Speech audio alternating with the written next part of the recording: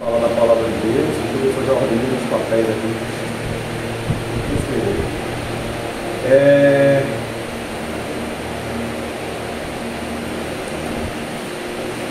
Irmão, vamos falar do capítulo 5, 6 e 7, né? Tem muitas lições para aprender aqui. Primeiramente, no capítulo 5, nós vamos falar do ensinamento de temor a Deus, né? Ou da falta dele, né? Nós precisamos ter esse cuidado de ter temor a Deus, né? Aquelas pessoas que nem todo mundo que está em nosso meio, ele vai ter temor a Deus e está aqui pela motivação correta. Nem todo mundo. Então aqui, primeiramente, o capítulo 5, ele começa falando de Ananias e Safira, né? A gente já vinha discutindo, eu estava tão empolgado da outra vez que já vinha discutindo sobre Ananias e Safira, né? Aí, o primeiro versículo, ele fala assim, ó: entretanto, certo homem chamado Ananias, com sua mulher Safira, vendeu uma propriedade. Se os irmãos observarem, nos últimos versículos do capítulo 4, fala de alguém que atuou de forma oposta: Barnabé. Barnabé, ele fez o que Ananias e Safira não fez o oposto. Barnabé vendeu as propriedades e armazenou para os apóstolos. Aí, irmão, vocês já sabem, e eu já pergunto: era obrigado a fazer isso? Era um mandamento vender as propriedades e deixar no pé do apóstolo? O que é que vocês acham? Era obrigado todo cristão a fazer isso? Não era. Não era, isso era oferta. Não havia obrigação nenhuma dos apóstolos de que os irmãos fizessem isso. Portanto, já aprende uma coisa: que o pecado de Ananias e Safira não está relacionado ao que ele deu, quanto ele deu, se ele deu ou não. Foi porque ele mentiu diante de uma igreja que era santa. Ele mentiu para Deus, tentou enganar a Deus. E aí é onde foi o pecado de Ananias e Safira. E aqui diz assim, ó: mas um acordo com a sua mulher. Os dois ali, né, os casais, o casal se combinaram de fazer de conta que estava dando uma oferta integral, mas na realidade ele reteve parte daquele dinheiro, daquele terreno para ele. No comentário bíblico aqui de Shed mostra que esse reteve é o mesmo verbo que Acã, que foi usado com Acã. Não sei se os irmãos lembram de Acã na história de Josué, né? Quando Deus venceu a guerra contra Jericó, aí tudo aquilo ali era para ser amaldiçoado, não era para reconstruir. Então o que acontece? Acã pegou algo lá que era maldito. No texto eu não consegui achar o que era esse objeto que era amaldiçoado. Se era por ser um ídolo ou se era por ser algo que Deus não queria que eles pegassem. Eu acredito que qualquer coisa que eles pegassem para eles em Jericó seria amaldiçoado. E Acã pegou. Aí esse mesmo verbo, reteve, foi usado também com Ananias e Safira. Eles retiveram algo para eles e daí receberam a paga. E por isso Israel perdeu a guerra contra Ai, porque pegou algo que era maldito, algo que não era para eles pegar. Ananias e Safira, esse mesmo verbo foi usado com Ananias e Safira. E aqui diz assim, ó: então disse Pedro: Ananias, por que encheu Satanás o teu coração, para que mentisses ao Espírito Santo, reservando parte do valor do cantor? Olha só, irmão, aqui não está falando de blasfêmia. Olha só como a gente precisa ter temor a Deus. Vamos refletir. Será que se eu disser que vou trabalhar para o Senhor com uma motivação, disser que a motivação é justa, por exemplo, aquela famosa coisa que todo pregador fala: o carro é de Jesus, mas quando recebe um carro, não nega para servir na obra. Será que não é o mesmo pecado? Será que a gente não tem que começar a ter um certo temor com essas coisas? Será que não é o mesmo pecado que Ananias e Safira cometeu? Você diz que dá, mas quando alguém não faz o que você gosta, você quer de volta. Você não pode brincar de dar uma coisa para Deus. Ou você dá ou você não dá. Ou você oferta ou você não oferta. O que é que parecia que Ananias e Safira estava errando? Parecia que eles queriam ser populares na comunidade. E como a comunidade estava elogiando os crentes por eles serem mão aberta, tá doando as coisas, vendendo terreno e dando, eles queriam a popularidade de serem benfeitores mas ao mesmo tempo não queria perder a oferta. Isso é muito grave. E aí traz para a gente esse ensinamento, irmão. Se você entregou para Deus, é tipo um voto, né? Se você tem um voto, pague o voto. Não vá brincar de dar alguma coisa para Deus. Isso é muito sério. E aqui diz assim: mentisses ao Espírito Santo. Ananias, você mentiu ao Espírito Santo. Você disse que ia dar. Era tipo como você está falando assim. E na realidade você mentiu. Então o grande pecado aí, qual era? Se você pegar o pecado, dê um nome a esse pecado, qual era o nome que você daria? Que nome você daria aí, Caio? Mentir ao Espírito Santo. Hã? Mentir ao Espírito Santo. Mentira.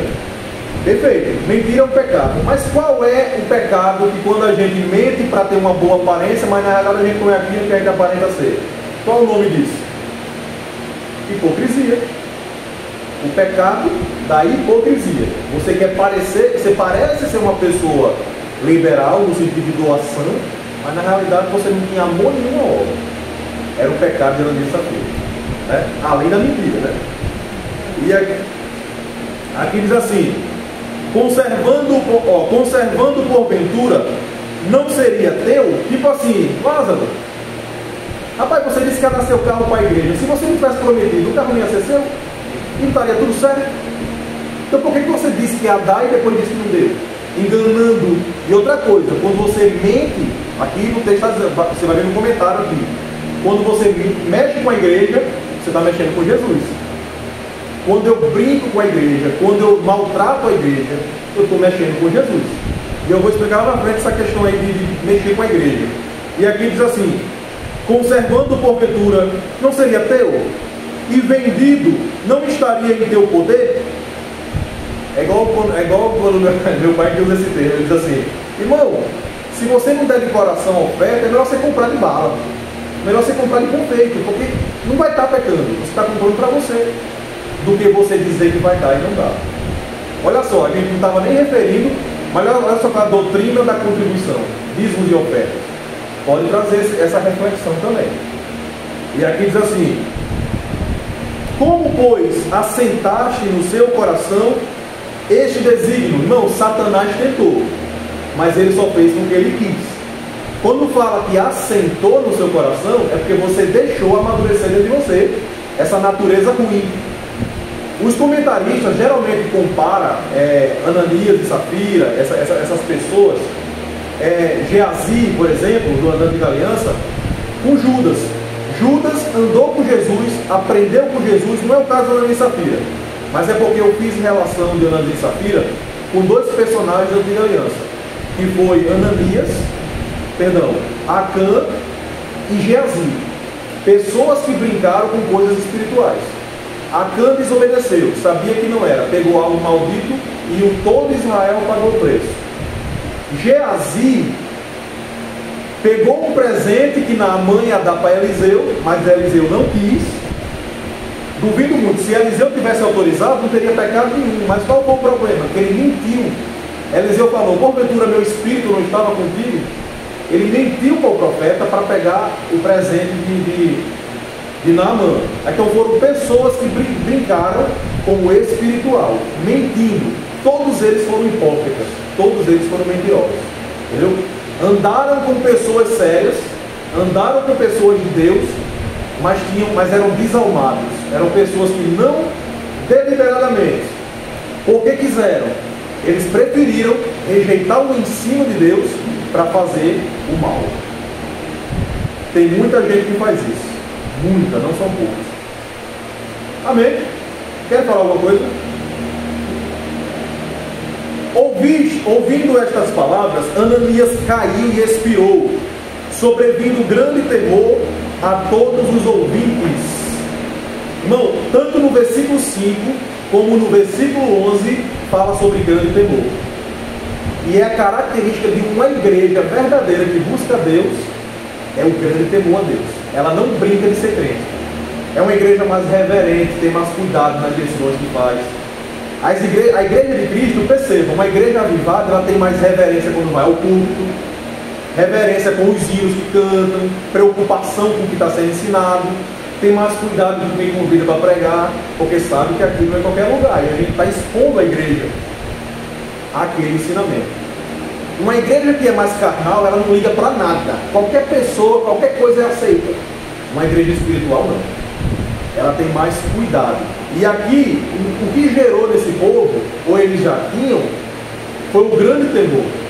E outra coisa, a morte de Ananias e Safira tanto levou as pessoas a buscarem mais a Deus, como afastou os que não eram crentes de verdade. Lá na frente você vai falar, os restantes nem ousaram participar da igreja, porque provavelmente tinha outros como Ananias e Safira lá, e como viram que eles foram fulminados por brincar de ser crente, desistiram. Melhor ficar vivo, não dá para brincar com esse fogo aí não. Então, irmão, olha só que outra lição traz para a gente como igreja. Isso é responsabilidade, não é de um pastor, não é do líder de mocidade, é de toda a igreja. Quando a gente se preocupa em ser uma igreja avivada, a gente tapa as brechas para a infiltração de falsos crentes. Ele não consegue sobreviver e subsistir no nosso meio. Não consegue, ele não acha brecha, porque todo mundo é antenado na vontade de Deus. E nesse lugar, a atuação de Deus é mais forte. Por isso, uma das razões, porque Ananias e Safira morreu ali. Eles estavam mexendo com uma igreja que era avivada. E também para que ficasse claro naquela comunidade o Deus que servia a ele, que todos estavam servindo. E para que o povo ficasse mais com temor, bem mais temor a Deus. E foi o que aconteceu. E no versículo 7 diz assim: quase 3 horas depois, olha que triste, o marido morreu, Ananias. Quase 3 horas depois chegou Safira. E Pedro, aqui quando ele perguntou a ela, ele deu chance a ela, para que ela também testemunhasse, para você ver como o testemunho é individual. Ele morreu, mentiu. Se ela tivesse confessado ali o crime, ela teria sido poupada. Mas ela continuou na mentira, juntamente com a combinação que ela teve com o marido dela. E falou assim, ó, os moços que levaram o corpo, olha ali as pegadas, os pés dos moços que levaram o corpo do teu marido, você vai pelo mesmo caminho. No mesmo momento ela morreu. E de novo veio um grande temor naquele povo. Seguindo, tornou-se Pedro: por que entrastes em acordo para tentar o Espírito do Senhor? Eis aí a porta os pés dos que sepultaram teu marido, e eles também te levarão. No mesmo instante caiu ela aos pés de Pedro e expirou. Entrando os moços, acharam-na morta e levando-a sepultaram junto do seu marido. De novo, tanto no 5 como no 11. E sobreveio grande temor a toda a igreja e todos quantos ouviram a notícia destes acontecimentos. Versículo 12 diz: muitos sinais. Aí depois dessa situação, aí vem um registro de sinais e prodígios, milagres, né? Que aqui está representando. Muitos sinais e prodígios eram feitos entre o povo, pelas mãos dos apóstolos. É uma pena que aqui só fala de Pedro, né? Só está dizendo Pedro, alguns, mas eram os apóstolos, né? Não tem registro do nome dos outros. Só está aqui falando de Pedro, mas eram os apóstolos, né? Eram feitos entre o povo pelas mãos dos apóstolos. Olha só, irmão. E costumavam todos reunir-se de comum acordo no pórtico de Salomão. Quem lembra, na segunda-feira passada, a gente falou do pórtico de Salomão, que era onde a igreja se reunia. Irmão, e era lá também que ficavam também os saduceus, que tinham inveja dos cristãos. Aí imagina só que afronta. Os irmãos se reuniam perto daqueles que odiavam os cristãos. Aí é óbvio que isso gerava uma confusão ali. Olha o 13, daquele que eu falei. Mas dos restantes, ninguém ousava ajuntar-se a eles.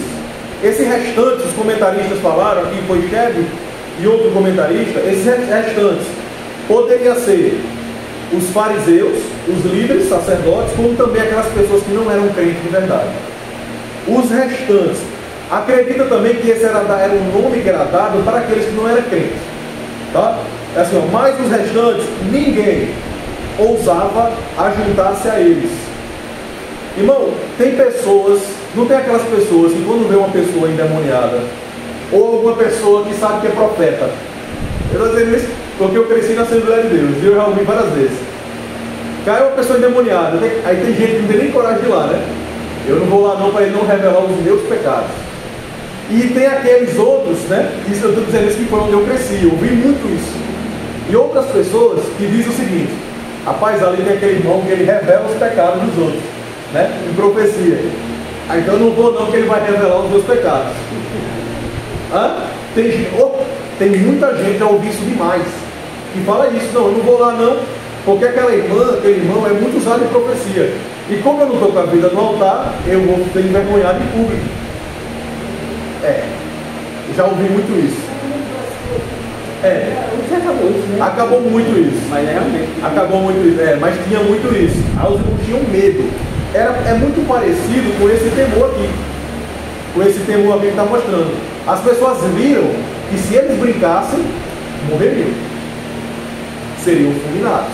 Irmão, hoje, nós não somos, provavelmente, eu não tenho nenhum testemunho no nosso meio de alguém que foi fulminado por brincar com o Espírito Santo. Não vou dizer que não há. Eu não tenho registro, mas eu tenho registro de mortes espirituais. Mas também acho que ninguém sabe se alguém morreu. Exatamente. Eu acho que em outros lugares do mundo, já com certeza.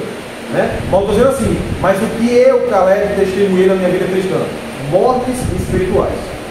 Pessoas que até hoje não conseguem se levantar porque fizeram isso. Brincaram de ser crente. Brincaram de ser espiritual sendo carnal. É muito sério. Por exemplo, hoje, para você ver, olha como o temor, Lázaro, acabou. Uma pessoa chega aqui, pecando, adulterando, fornicando, vem pregar num púlpito e ainda profetiza. Eu não tenho essa coragem, ou essa burrice. Isso é ou não é o mesmo pecado? Você está mentindo para a igreja de Deus e está agindo como se conseguisse enganar o Espírito Santo, como se o Espírito Santo não estivesse lhe vendo.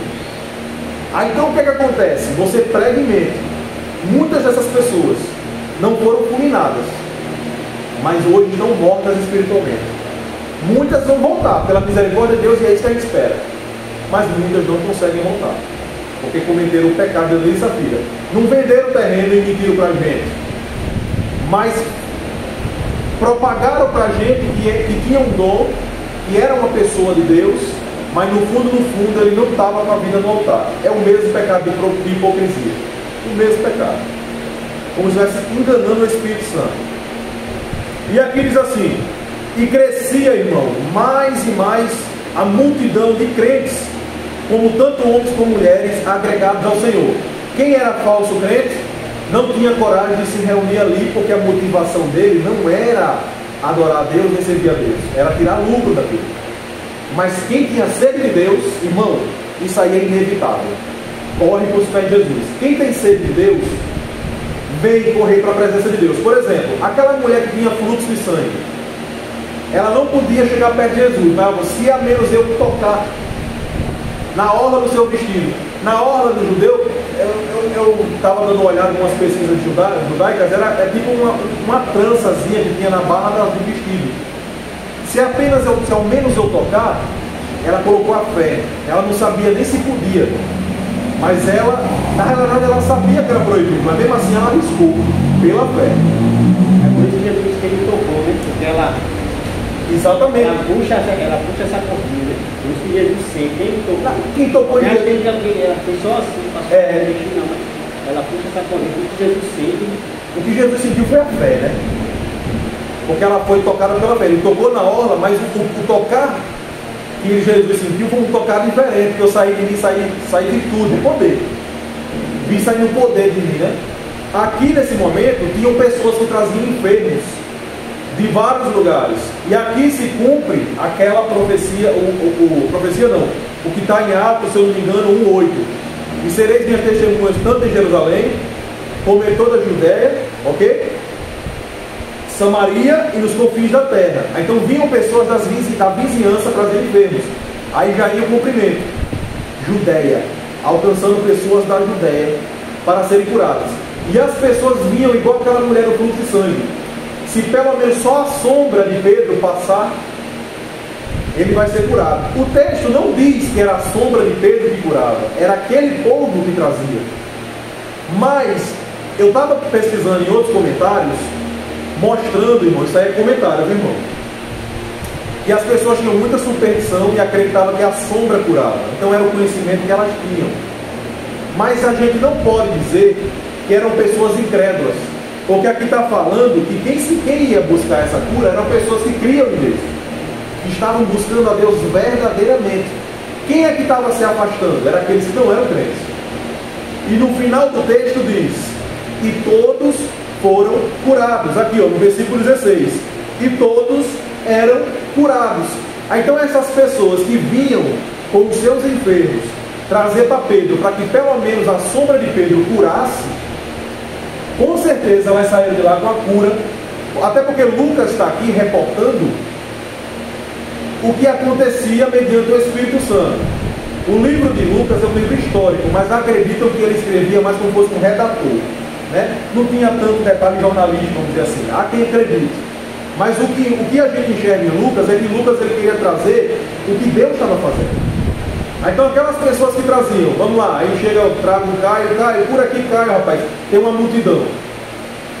Se eu não consigo chegar perto, por exemplo, mas se pelo menos a sombra de Pedro passar por cima dele, ele vai ser curado.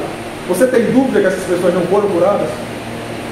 Elas não tinham o conhecimento solidificado de quem era Deus, Jesus, por exemplo, mas elas vinham crendo no Deus de Israel, no Deus verdadeiro. E eram curadas. E aí, irmão, o que é que vocês acham que acontece? O que é que vocês acham que os judeus vão fazer? As autoridades, quando vê aquele monte de gente sendo curada, o que é que vocês acham que vai acontecer? Vão morrer de inveja. Era isso que acontecia. No versículo 17 diz: levantando-se, porém, o sumo sacerdote e todos os que estavam com ele, isto é, a seita dos saduceus, tomaram-se de inveja. Irmão, os saduceus era quem administrava o templo, quem liderava o templo, quem estava cuidando do templo. Então os discípulos estavam lá pregando, falando a palavra de Deus, ensinando o que eles não acreditavam. Qual era o grande ensinamento que os discípulos pregavam, que os apóstolos pregavam, que os saduceus não acreditavam? Lembra? Os saduceus não acreditavam na ressurreição. Era um escândalo para eles o fato de Jesus ter ressuscitado. Os saduceus não acreditavam na ressurreição. E era isso que os apóstolos pregavam, a ressurreição. E eles, morrendo de inveja, gente,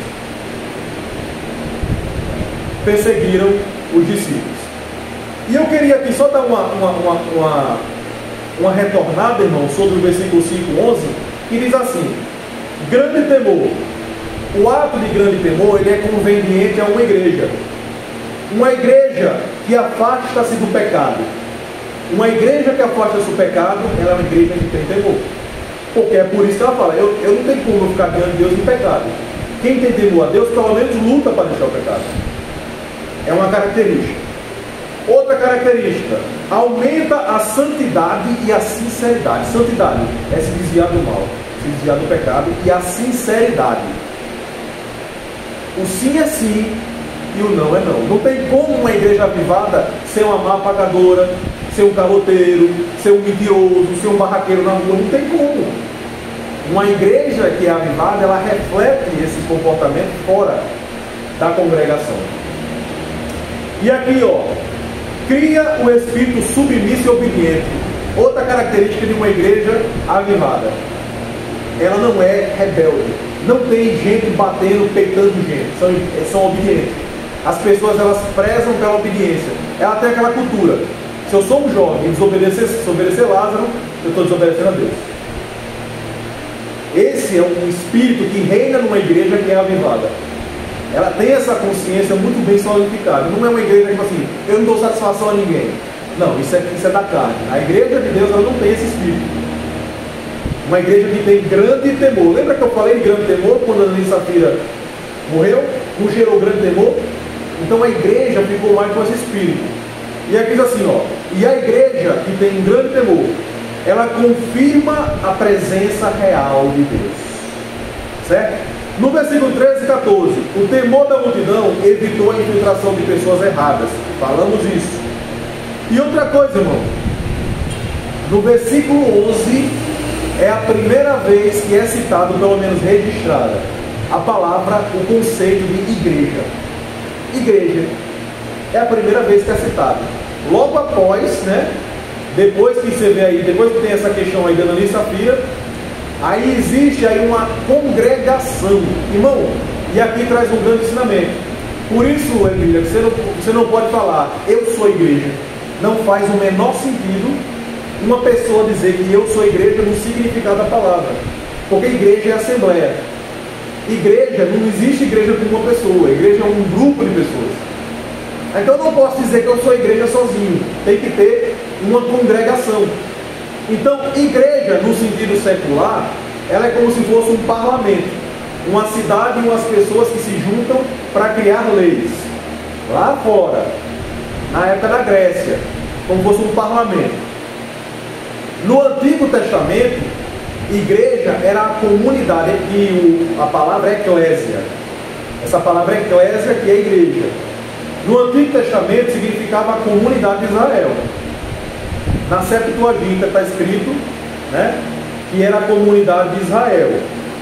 No Novo Testamento é a congregação dos crentes, ou o povo de Deus universal, todo aquele povo que tem a mesma fé. Então, igreja, Lázaro, não pode ser você sozinho, não pode ser Caleb, eu sou igreja, mas não vou para nenhuma igreja, não faz sentido. Igreja no Novo Testamento é uma assembleia de pessoas que estão ali para falar das coisas de Deus, para orar, para pregar, para decidir coisas que são da igreja, do reino de Deus. E isso é igreja, irmão.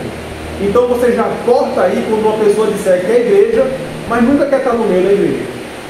Esse é o argumento que nós podemos usar para derrubar e não deixar que os jovens entrem nesse movimento dos desigrejados, vamos dizer assim. No versículo 16, fala das cidades vizinhas, que eu acabei de falar, que tem no versículo 8, capítulo 1, versículo 8, né? Que fala assim, cumpre a segunda etapa da divulgação do Evangelho, em toda a Judéia, segundo a predição de Cristo. A gente falou isso. 17 e 18, que a gente começou a comentar. Os saduceus, nós falamos que eles tomavam conta do templo. E eles morriam de inveja daqueles apóstolos, porque os apóstolos, meus irmãos, eles não tinham só milagres, não tinham só palavras, tinham sinais e maravilhas. Milagres que iam se espalhando e iam atingindo pessoas de cidades vizinhas, para que eles viessem seguir a Deus. No versículo 19, traz o quê? Mas de noite, um anjo, eles foram presos em um presídio público, né? As autoridades do templo prenderam, olha como eles tinham autoridade, os judeus tinham autoridade naquela época. Foram presos em um presídio público, mas lá apareceu, irmão, olha, um anjo. Quem apareceu lá foi um anjo do Senhor. Não confunda esse anjo com o anjo do Senhor do Antigo Testamento, que é o próprio Deus. Muitas vezes aparece um anjo mensageiro de Deus, que é um anjo comum do céu, um anjo mensageiro, mas às vezes aparece o anjo do Senhor, que é o próprio Deus. Aqui não foi o próprio Deus que foi lá, foi um anjo, um mensageiro, que chegou lá e falou com eles, diz assim, ó, mas o anjo do Senhor abriu as portas do cárcere e conduzindo-os para fora lhe disse, ide, apresenta-vos no templo, dizei ao povo todas as palavras desta vida. No aramaico, essa palavra vida tem o mesmo significado de salvação. Então Deus tem o interesse, libertou os apóstolos da prisão para ir pregar no templo, não foi para brigar com eles só, não foi para sair na briga e fazer raiva a ninguém, foi para que eles fossem salvos, para que a mensagem do Evangelho fosse pregada. Versículo 21, tendo ouvido isto, logo ao romper do dia, entraram no templo e ensinavam. Irmão, imagina só, os carcereiros estavam lá, tomando conta do cárcere, tudo fechado, quando dá fé, os discípulos estão lá no templo ensinando de novo. Só que dessa vez os sacerdotes mandam prender, mas de forma educada. Não, vão prender, mas tipo assim, toma conta deles. Toma cuidado com eles, porque o povo, eles estão agradando o povo. Está bem parecido com o Brasil hoje que está acontecendo. Está agradando o povo. Se você agrada o povo, eu não posso maltratar um líder que é popular com o povo. Senão o povo vai atacar a liderança. Isso aconteceu também, não sei se vocês lembram, na época de Jesus. Em muitos momentos, os fariseus não atacavam Jesus porque via que o povo estava com Jesus. E foi o mesmo caso aqui. Tendo ouvido isto, logo ao romper do dia, entraram no templo e ensinavam.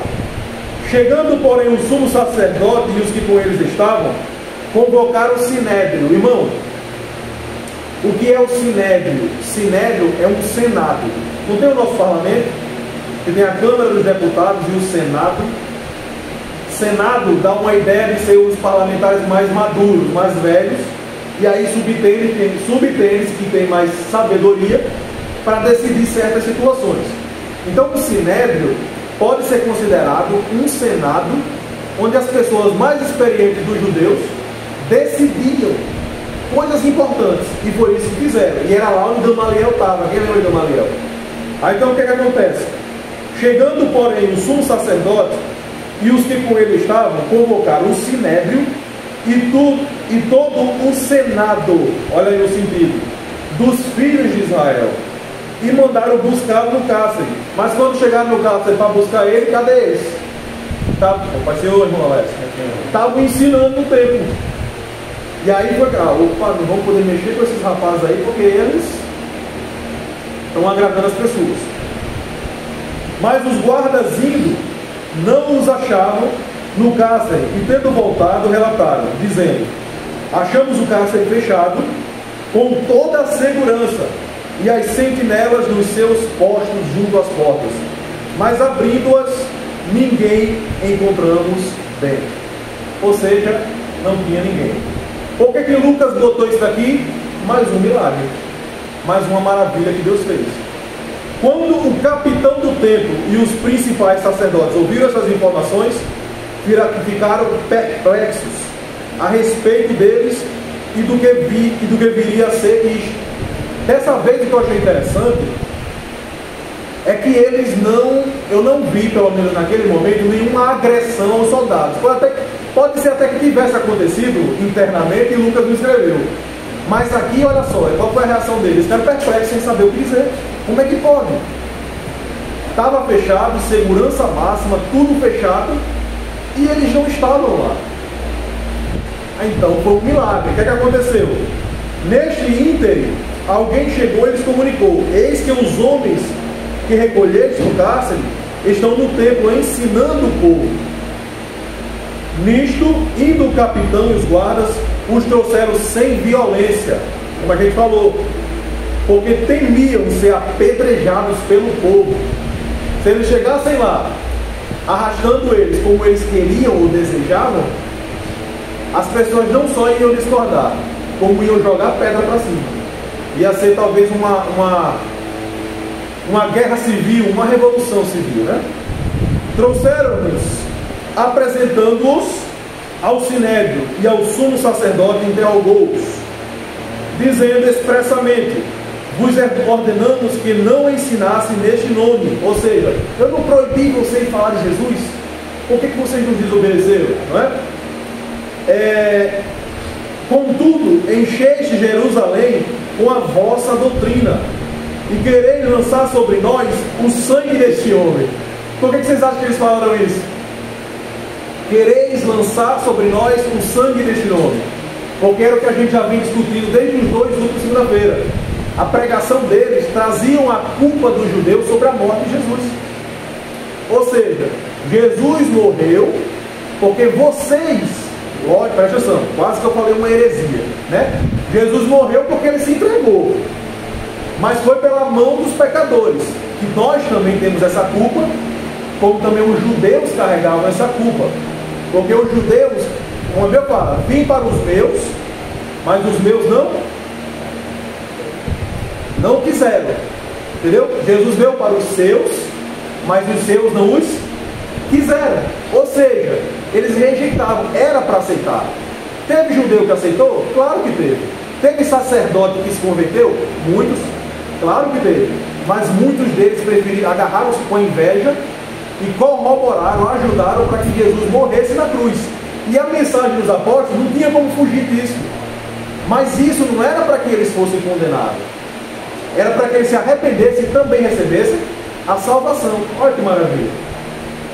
É a mensagem aqui. Por isso que eles falaram que eles estavam jogando o sangue de Jesus sobre eles. E engraçado é que quando Barrabás estava lá, né? Jesus e Barrabás, eles não falaram isso, né? Caia o sangue deles sobre nós. E sobre os nossos filhos. Tipo assim, pode matar que a gente assume a culpa. Era tipo isso, pode matar que a gente não está nem aí para isso, a gente se responsabiliza. E agora o sangue deles estava sendo jogado sobre eles e eles não estavam mais querendo. Então a mensagem do Evangelho é essa, irmão. A mensagem do Evangelho é arrependimento, só que eles não estavam querendo assumir essa culpa. Por isso que eles ficavam enfurecidos. E aqui diz assim, ó, versículo 29, né? E diz assim: então Pedro e os demais apóstolos afirmavam. Antes, lembra, né, irmão, que Pedro não estava sozinho aqui. Lucas não registrou o nome dos outros apóstolos, mas estavam os apóstolos lá também, os outros, né? Não Paulo, os outros apóstolos, os outros dois, aqui. E os demais apóstolos afirmavam: antes importa obedecer a Deus do que aos homens. Irmão, olha, tem muita gente hoje dizendo assim: eu sirvo a Deus e não obedeço a homens, né? Mas quando Deus manda ele fazer uma coisa e ele paga o preço, ele afrouxa. Por que aqui Pedro falou? É melhor obedecer a Deus do que aos homens? Porque Deus mandou ele fazer aquilo ali. Deus não mandou ninguém ele sair afrontando os sacerdotes. Deus mandou ele pregar. E quando Pedro falou, é melhor obedecer a Deus do que aos homens, ele estava ali com a conta dele nisso. Eu pago com a minha vida.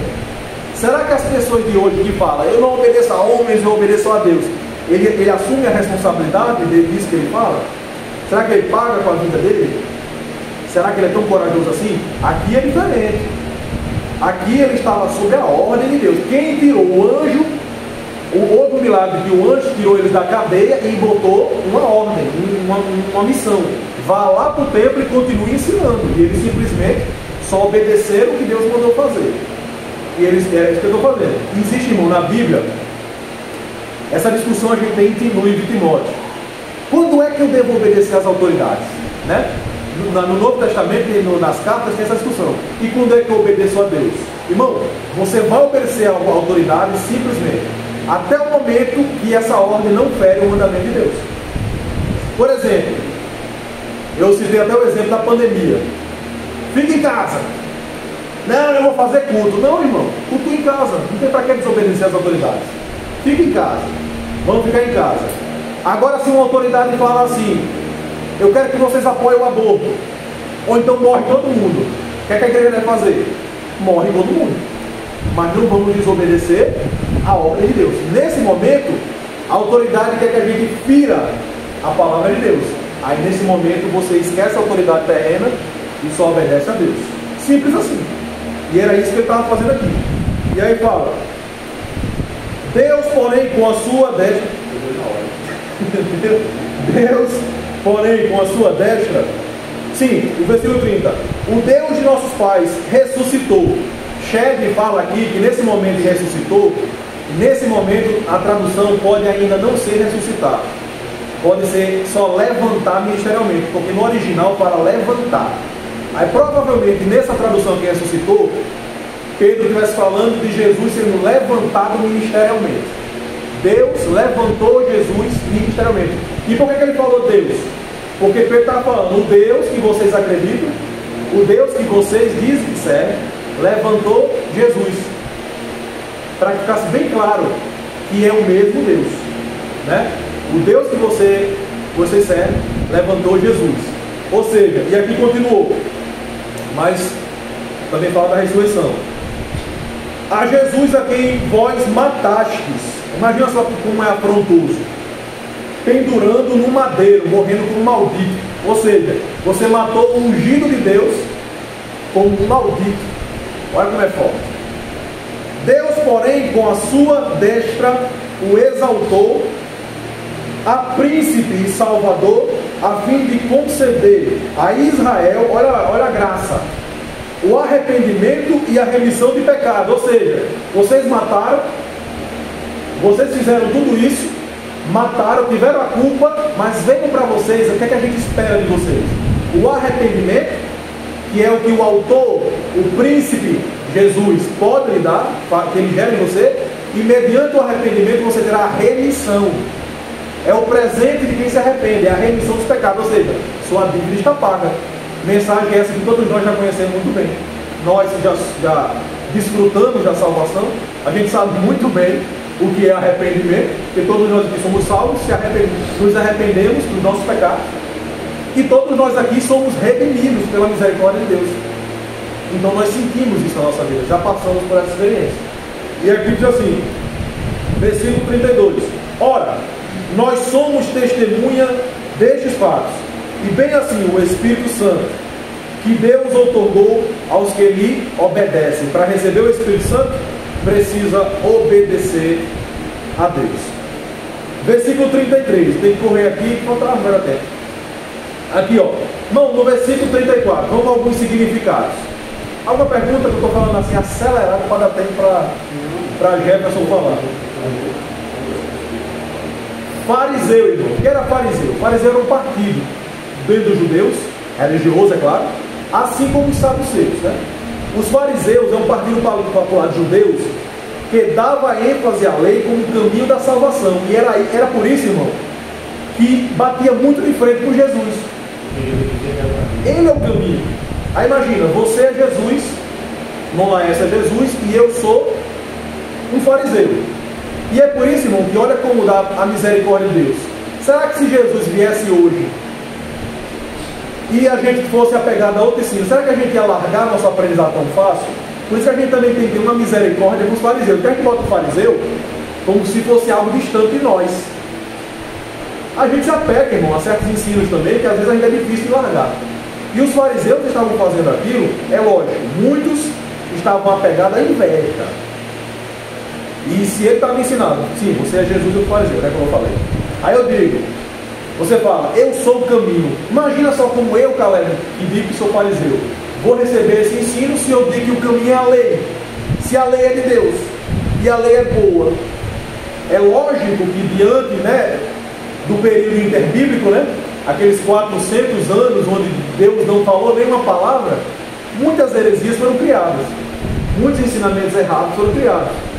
Mas imagina só, eu digo que a lei é o caminho, chega um cara que fala que é o caminho, aí eles vão desprezar. Até hoje o judeu tem nojo de Jesus, porque Jesus confronta o ensino judaico de que vem o Messias, e Jesus veio com uma salvação. Você fala, rapaz, aí você pensa, por que o judeu tem tanto ódio de Jesus, se Jesus só prega a salvação? Porque exatamente, meu irmão, o ensino de Jesus fala do sangue de Jesus que foi derramado sobre eles, e que eles foram responsáveis pela morte de Jesus. Aquele filme de Mel Gibson, que foi um filmaço para mim, foi o melhor filme de Jesus que foi feito até agora, na minha concepção. É forte, mas foi um filme mais fiel, eles tentaram ser o mais fiel possível. Aquele filme foi acusado por muita gente de ser antissemita. Antissemita, ou seja, foi um filme para atacar o judeu. Por quê? Porque Mel Gibson foi fiel na ruindade do judeu da época. Mas, irmão, o evangelho ele não para aí. A maldade não foi só dos judeus. Começou nos judeus, que a Bíblia fala que era de Deus, que era o povo de Deus. Por que a gente geralmente não pega mais pesado que os nossos de casa? Às vezes quando você é um professor, que tem um aluno, e o seu filho é seu aluno, o que é que o professor fala? Você tem que ser melhor do que tudinho, porque você tem que dar exemplo, porque você é meu filho, eu sou professor. Não é assim, né? Então os judeus era para ser exemplo e não foram. Eles lutaram contra Jesus, né? Mas não era só os judeus que foram maus, os gentios também eram maus, o ser humano foi mau. E Jesus veio para salvar judeus e gentios. Eu tenho uma pergunta, né? Certo. Olha, sempre do meu lado, do seu lado. Existe uma passagem, existe uma. Porque assim, a gente conhece, a gente sabe que os judeus eles esperavam um Jesus libertador, né? aquele que vinha sobre, né, sobre um cavalo, montado em seus exércitos, aquele que vinha para libertar o povo. Mas aí, para Jesus vir da forma como eles esperavam que Jesus viesse, teria que ter algo na palavra que nos apontasse para essa gloriosa chegada de Jesus, né? Por isso que, assim, muitas vezes a gente não é tão maleável como os fariseus, porque como é que tivesse uma passagem, um negócio que abrisse uma sombra de interpretação na antiga aliança que dissesse, não, peraí, já estava os judeus eles esperavam Jesus como libertador, como aquele que ia nos livrar da mão do Império Romano, por causa dessa passagem. Mas aí parece que não tem uma passagem, não tem nada que diga que Jesus ele vinha como esse libertador das nações, né? Por isso que... Você não tava, eu acho que você não estava aqui, Laércio. Você estava ali no primeiro dia? Tá, né? Não sei se foi. A gente falou que está lá no livro de Isaías. Fala sobre o lema do servo sofredor. Eu entendo que eles que não interpretaram esse Messias que viria morrer. Mas nos profetas já dizia.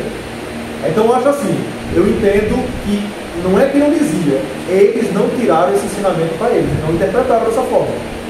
Era como se fosse já vencido entre eles, voto vencido. Tipo assim, como se fosse já unanimidade, que eles esperavam um Messias, um libertador, um Messias que viesse mudar tudo, um Messias político. Era isso que eles esperavam. Mas eu entendo que eles não souberam interpretar o profeta Isaías. É tanto que era Jesus que trazia essa mensagem no Novo Testamento, quando trazia o profeta Isaías. Ele pegava um trecho, lembra na sinagoga quando ele falou? E Jesus mostrou que era ele aquela pessoa, que estava se referindo a ele. Você lembra que quando o eunuco de Candace, quando estava lendo o profeta Isaías, e ele não entendia, o eunuco de Candace, ele era um prosélito, porque ele vinha cultuar uma vez ao ano, ele não era judeu, então provavelmente ele era um judeu convertido, que ele era da Etiópia, ele era negro, ele era ali da parte da África. Então ele vinha todo ano para Jerusalém adorar a Deus, então ele não era do judeu, mas foi convertido. Mas vinha lendo o profeta Isaías e não entendia, porque não tinha quem explicasse. Então o que eu chego a entender é o seguinte, que o povo não conseguiu nunca, em momento algum, em hipótese alguma, o que também eu compreendo, porque ninguém consegue. Como é que eu vou entender esse paradoxo de um vitorioso perdendo uma guerra? Porque humanamente Jesus perdeu, ou não? No julgamento humano, aquele foi o maior fracasso do mundo. Mas no plano de Deus, foi a maior vitória da história, porque ele ressuscitou o terceiro dia. Entendeu? Então assim, não adianta, é mais uma misericórdia para o povo judeu. Porque não tem como você esperar uma pessoa que vem te libertar morrendo na cruz. Até hoje o povo não espera isso. De fato, ao servo sofredor, mas também a esse Messias glorioso que vai reinar. Tanto é que a palavra diz que ele regerá as nações com vara de ferro. Agora a questão é, em que momento isso se dará? Nós tivemos a dispensação da graça, que é o Cristo servo sofredor, que veio para remir, né? E aí sim, o Cristo que vai reger as nações com vara de ferro é exatamente quando implementar o reino milenar. É quando o Cristo, ele pisado no Mundo das Oliveiras, está em Zacarias capítulo 14, fala sobre isso. E aí sim, ele implementa o seu reino milenar, e aí vai governar todas as nações. É o reino literal aqui na Terra, né? É o reino literal. Não só esse reino que agora é espiritual, mas o reino literal do próprio Jesus com a nação de regendo as nações. Então, há essas duas questões. A questão é que eles não observaram isso, porque para eles isso é uma derrota. O Messias jamais poderia ser alguém que... Então, eles não entenderam isso, não compreenderam isso. O apóstolo fala que a lei era a soma das coisas, então eles não compreendiam. Então, quando vê Jesus, que é a imagem exata, né, o Cordeiro de Deus, então eles não entenderam isso, mas também Jesus é o Messias. Né? Esse Messias que eles esperam que vai chegar. Então, quando o anticristo se juntar com as nações e vai atacar Israel, é aí onde Jesus ele pisa o Monte das Oliveiras, e aí sim, diz que Jesus vai derrotar o falso profeta, o anticristo, com o sopro da sua boca, e aí a implementação do reino milenar. E aí se conta esse Messias que eles também esperam, esse Messias vencedor, e vai restaurar o reino de Israel. Então há essas duas questões. Será que se, por exemplo, Jesus chegasse, né, ali na sinagoga, no núcleo, né, da religiosidade naquele momento, que estava rendida ao Império Romano, né, eles faturavam, eles ganhavam, né, eles estavam entregues a ele. Talvez se Jesus tivesse chegado com a mensagem: olha, eu sou Messias, porém eu consigo fazer aqui uma meia-culpa, uma meia-visão, não vou atrapalhar muito vocês aí. Talvez se ele tivesse chegado com essa visão de não atrapalhar tanto, talvez Jesus conseguisse entrar no meio dele, né? Só que Jesus ele não chegou querendo agradar. Ele chegou quebrando tudo, né? Ele chegou para resolver o problema, né? É como se Jesus chegasse em uma colmeia cheia de abelhas e dissesse: não, aquilo está errado, agora vamos mexer nisso aqui.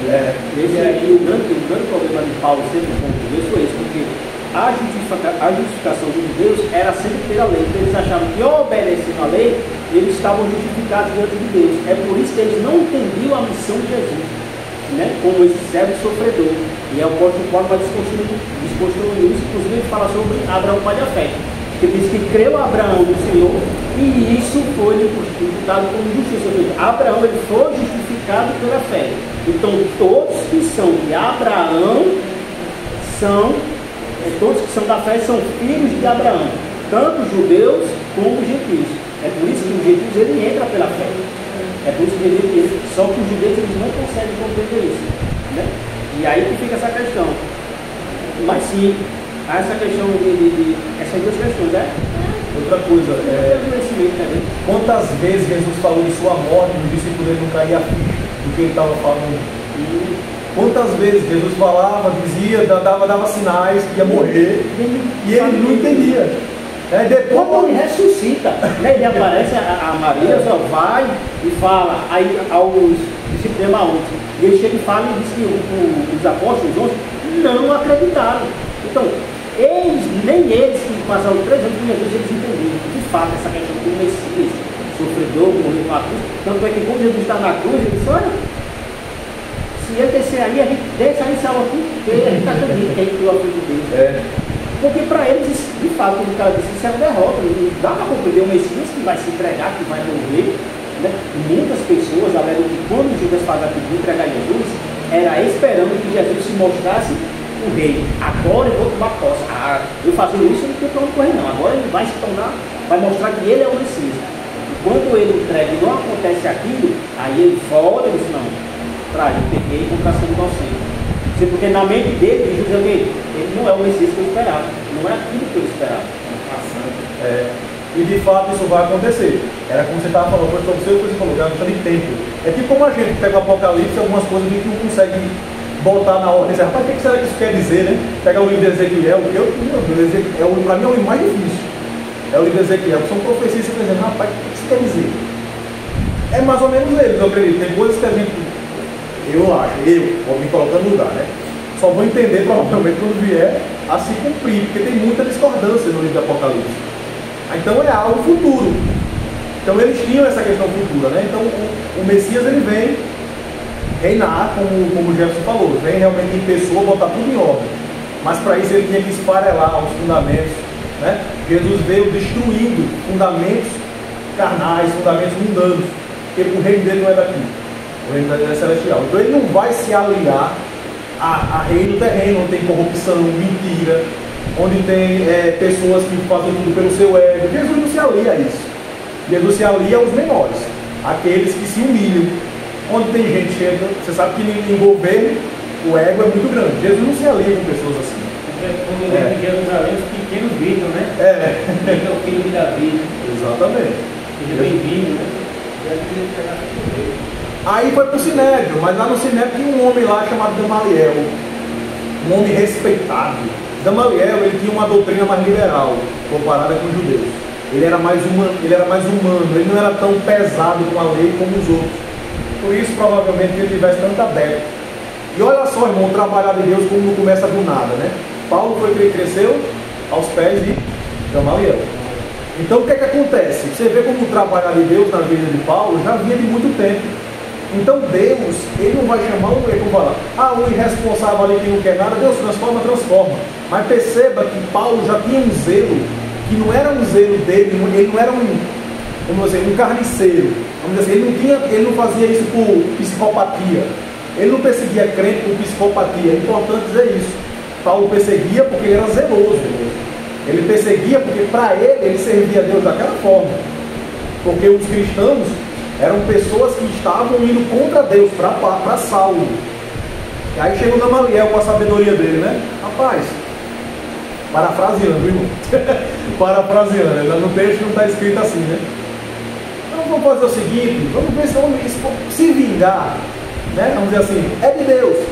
Se não vingar, não é de Deus. Teve duas pessoas que Gamaliel citou, dois malucos. Teve um Judas e teve um Teudas. Sabe o que Teudas fez? Não fala muito, não sabe muito sobre ele, mas tem um teólogo na época de Judas, um Flávio José, que ele registrava tudo.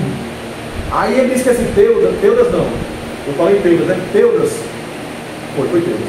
Ele foi para o Rio Jordão, as pessoas venderam tudo, seguiram ele, foi para o Rio Jordão, ele dizia que ia dar uma palavra, o Rio Jordão ia se abrir e a pessoa ia passar aos pés enxutos. Era um charlatão, enganou um monte de gente que vendeu suas propriedades, registro de Flávio José, certo? E o que aconteceu? Ele foi preso, decapitado, foi morto, e as pessoas também foram presas, e o que Gamaliel falou? Não prosperou. Então vamos esperar. Vamos esperar. E tinha um outro, um Judas, que era contra o Império Romano, fazer o censo, tinha um recenseamento, ele era contra, porque quem é o Senhor de Israel é o nosso Deus. Então eu não aceito me submeter ao Império Romano, também não prosperou. O que Gamaliel falou? Já que vocês acham que esses caras são dois significantes, se não for de Deus, não prospera. Agora, se for de Deus, prospera. E nós somos fruto, olha só o fruto de um homem de Deus. Eu e você aqui. Gamaliel falou, o reino de Deus prosperou, e olha onde veio chegar. Na gente. Hoje nós somos crentes. No passado houve um Gamaliel que colaborou para que o evangelho se espalhasse. Porque se ali fosse acabado com o cristianismo, claro que isso não ia acontecer, né, irmãos? Não estou falando assim, pela lógica. Nós não teríamos recebido essa mensagem. Então, o que aconteceu? O que aconteceu? Deram uma cipuada nele, deram outra surra, não pregue mais esse nome, e obviamente, eles fizeram o que qualquer cristão cheio do Espírito Santo faz.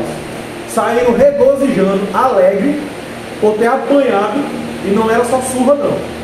Era surra e humilhação, era pior. Apanharam, levaram a surra e saíram alegres por terem apanhado e ter sido humilhado pelo nome de Jesus. Qual é a religião? Se bem que os loucos do muçulmano também fazem loucura também por lá, né? Aí o que acontece? Só que eles se alegraram por ter morrido no nome de Jesus. Só que tem uma coisa que o muçulmano nunca vai dizer, isso aí é testemunho deles, que Allah é um Deus amoroso. Eles não falam. Não tem essa relação de amor, Pai, Filho, Deus conosco. Você sabe por que o muçulmano, o islâmico, na verdade, né? Ele se mata? Ele se mata, ele se suicida, né? Os kamikazes, né? Para chegar logo no presente. Porque segundo o Corão, eles fazendo isso, quando eles chegarem lá no céu, eles vão ter recompensa. Qual é a recompensa? 70 vidas. É sério. Eu sei. É sério, eu sei. Tem uma outra passagem bíblica nossa, que essa eu acho mais. Só observam da forma errada, né? Eles dizem que no Egito passado, né? Quando Moisés matou um egípcio, né? Moisés matou um egípcio para proteger a fé dele, para proteger o dele. E aí eles tomam aquela passagem quando Moisés matou o egípcio para proteger a crença deles. Eu já ouvi um muçulmano dizer, né, que é pela violência mesmo. Se for para defender o Deus dele, se for para defender a comunidade dele, é pela violência mesmo. E aí Deus vai lá, recompensa ele. Compensa. Até a tortura, né? Como se ele, até o mal que eles fazem, como ele vai fazendo para Deus, né? Para o Alá, né? Porque Moisés matou para proteger o povo, né? Então ele falou, eu vou matar para proteger meu povo. Dessa forma. E isso aqui, nesse contexto aqui, a gente vai ver que os judeus também fizeram isso. Fizeram, hein? Nós estamos fazendo isso, a formação estamos fazendo isso, nós somos zelosos. Qual é a diferença? Aí, irmão, vamos para o capítulo 6 agora, que a gente fala sobre toda essa questão. Então eles foram com o tempo e continuaram pregando a palavra de Deus. Aqui assim, ó, os apóstolos apanharam, foram humilhados e saíram regozijados por terem sido humilhados por causa do nome de Jesus. Olha aí, irmão, a gente, né? Às vezes as pessoas deixam de vir para a igreja porque passa um probleminha, né? Às vezes alguma pessoa faz uma cara feia. Olha só como às vezes o cristianismo de muita gente é fraco, né? Eles apanharam, e eu tenho certeza que se Deus colocar, se for da vontade de Deus, colocar qualquer um de nós numa condição dessa, nós que somos crentes, se permanecemos crentes, Deus nos condicionará a fazer essa mesma coisa, porque é pelo Espírito, não é pelo homem, entendeu? Mas se nós não tivermos condições, a gente não muda, né? É tudo na vontade de Deus. Capítulo 6 fala aqui, irmão, da instituição dos diáconos. Aí eu vou, é mais rapidinho isso aqui. Esses diáconos aqui, irmão, há quem acredite que seja já o ministério do diaconato, mas há quem acredite que não. Diz que a palavra diácono aqui, alguns acreditam que não é a palavra técnica ainda que é usada em Timóteo, em Tito. Não, é só o serviço mesmo. Eram aquelas pessoas que eram responsáveis por alimentar as viúvas, porque gerou uma briga ali, né? uma briga, chegou um desentendimento. É muito comum, meu irmão, haver desentendimento, porque são pessoas de nacionalidades diferentes, regiões diferentes, aí gera aquele ciúme, gera no setor, né? Ah, irmão, aquele povo daquela igreja é mais besta que esse. Ah, porque vai mais investimento para ali do que para cá. Isso é do ser humano, eles têm muito isso, né? E não foi diferente, foi a mesma briga. Aí então o que aconteceu? Aqui fala, naqueles dias multiplicaram-se o número de discípulos. Se multiplica o número de discípulos, multiplica o número de pessoas precisa para cuidar daquele povo. Olha aí a administração, como tem que ser importante na igreja. E aqui nesse capítulo 6 é a primeira vez, é o único lugar. Assim, ó, primeira vez e o único lugar onde é usado discípulo para crente. Onde crente, o povo no geral, é chamado de discípulos. É usado bem nessa questão do Novo Testamento, porque antigamente discípulos eram só aqueles que andavam com Jesus, os 12, né? Aqueles que andavam com Jesus. Aqui foi associado a todo aquele que aceitou a Jesus, né? Segundo o Sherry, né?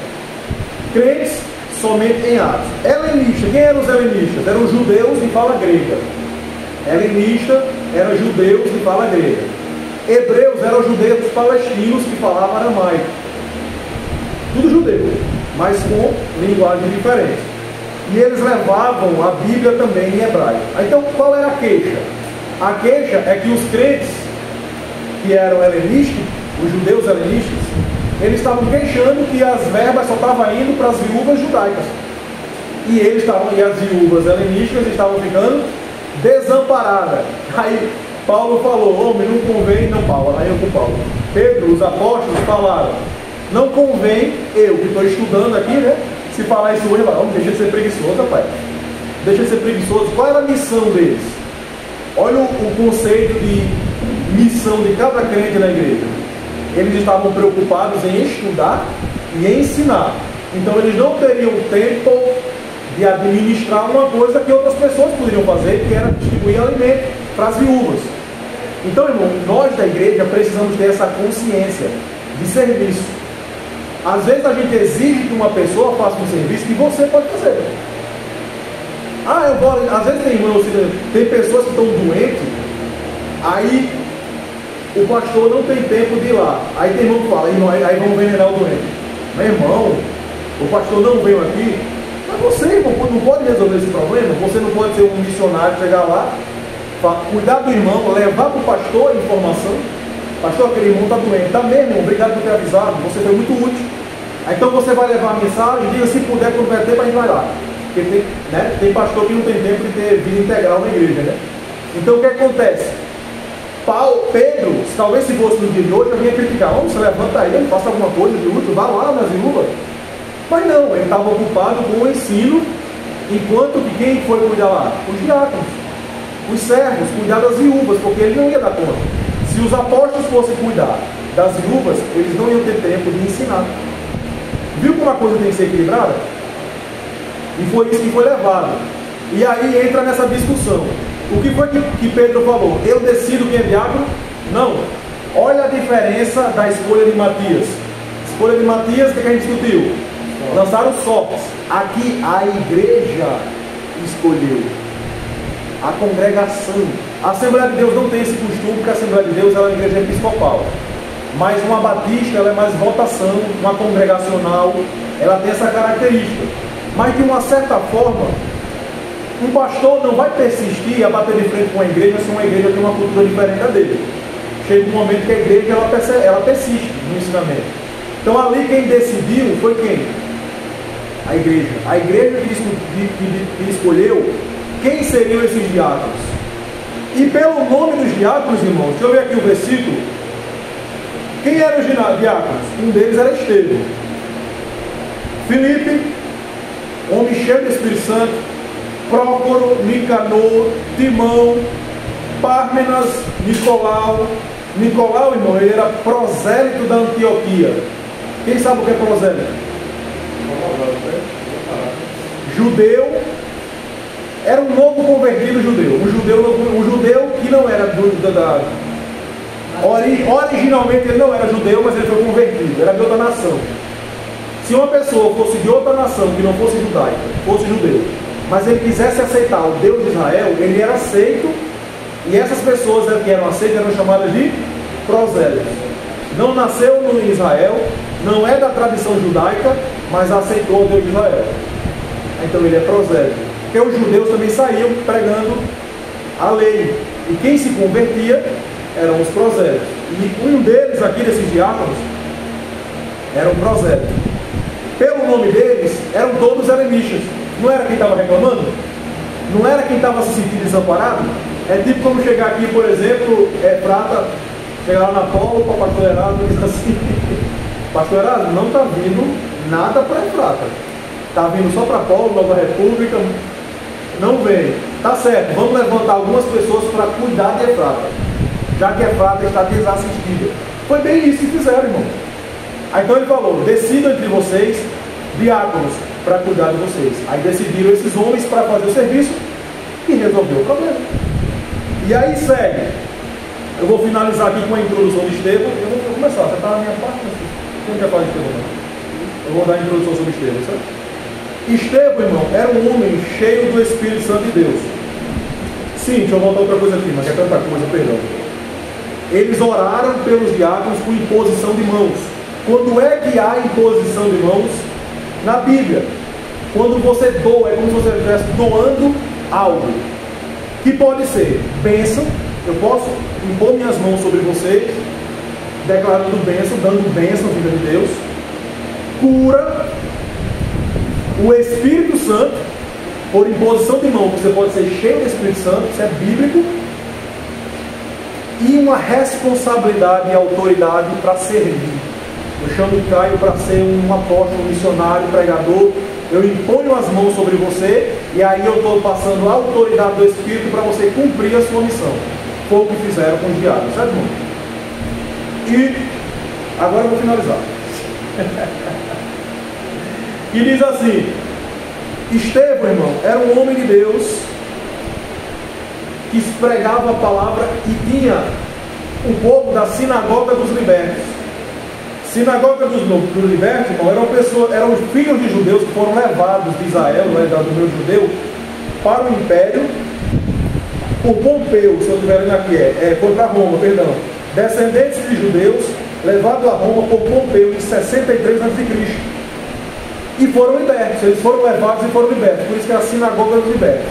E tinha outros grupos debatendo com Estevão. Mas ninguém ganhava de Estevão, porque Estevão era um jovem cheio do Espírito Santo, ele tinha muita sabedoria. E muitas pessoas viam ele como o rosto de um anjo, ele tinha graça.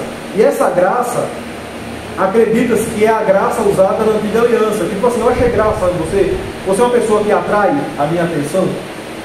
Estevão é aquela pessoa que talvez as pessoas dissem, beleza, beleza de Deus. Tipo assim, rapaz, essa pessoa tem um semblante, né? A presença de Deus, assim, né? A presença de Deus como viesse dando formosura. Uma pessoa que tem graça, faz rosto você vê. Era Estevão. Aí o que aconteceu? e diz assim: e não podiam resistir à sabedoria e ao espírito pelo qual ele falava. Então subornaram homens que disseram: temos ouvido, olha só, não venceram no argumento, foram no tapetão, né? Vamos dizer assim, foram tentando, mentindo, subornando, levantando mentiras. Diz assim, ó, disseram: temos ouvido esse homem proferir blasfêmias contra Moisés e contra Deus. Sublevaram o povo, igual fizeram com Jesus, né? Incitaram o povo a ir contra também, a proferir blasfêmias, assim, sublevaram o povo, os anciãos e os escribas, investindo, o arrebataram, levando ao sinédrio. Apresentaram testemunhas falsas, igual fizeram com Jesus, que depuseram: este homem não cessa de falar contra o lugar santo e contra a lei, porque o temos ouvido dizer que esse Jesus, o Nazareno, destruirá esse lugar e mudará os costumes de Moisés nos deu. Todos os que estavam assentados no sinédrio, fitando os olhos de Estevão, viram seu rosto com uma face de um anjo. No comentário fala que era como se tivesse uma transfiguração no rosto dele, como se brilhasse o rosto dele, a glória de Deus. Isso também pode ser visto como um milagre. E quem vai falar mais de Estevão aí é Jefferson, né? A pregação de Estevão, enfim, no versículo capítulo 7. Amém. Então, meus irmãos, Finaliza esse vídeo, começa outro.